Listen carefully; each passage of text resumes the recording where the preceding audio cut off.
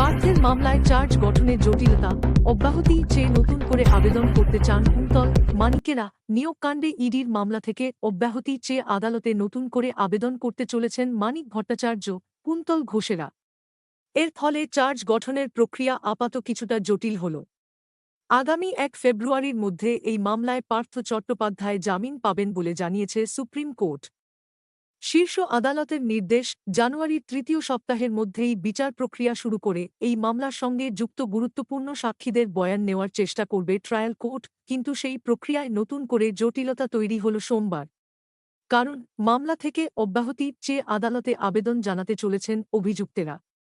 সোমবার কলকাতার বিচার ভবনে নিয়োগকাণ্ডে ইডির মামলার শুনানি ছিল। চার্জ গঠন উপলক্ষে আদালতে সশরীরে উপস্থিত হয়েছেন পার্থ, কালীঘাটের কাকু ওরফে সুজয়কৃষ্ণ ভদ্র, অয়নশীল, সন্তু গঙ্গোপাধ্যায়, শান্তনু বন্দ্যোপাধ্যায়রা। আদালত কক্ষে ছিলেন অর্পিতা মুখোপাধ্যায়ও। কিছুদিন আগে অর্পিতার জামিন মঞ্জুর করা হয়েছিল।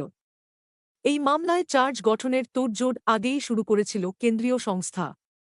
ফলে অভিযুক্তদের বিরুদ্ধে নতুন করে চার্জশিট তৈরি, আদালতে তাঁদের সশরীরে হাজিরা, চার্জশিট এবং বিভিন্ন নথি তাঁদের হাতে তুলে দেওয়ার মতো একাধিক প্রক্রিয়া চলছিল। বিদেশ থেকে এসেছিলেন পার্থের জামাই কল্যাণময় ভট্টাচার্য।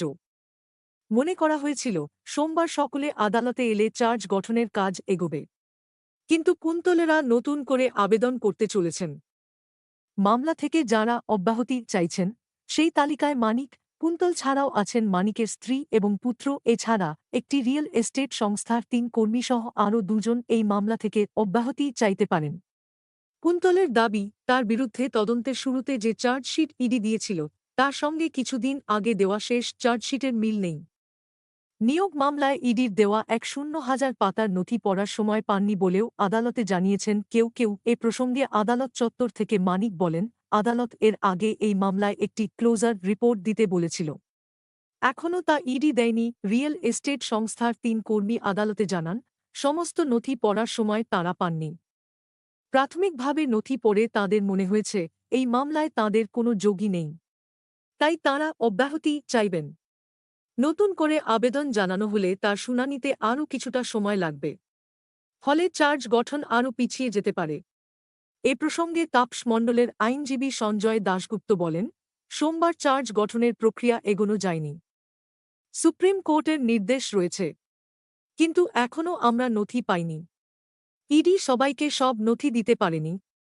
এছাড়া কয়েকটি সংস্থার হয়ে কারা প্রতিনিধিত্ব করবেন তাও এখনও জানা যায়নি।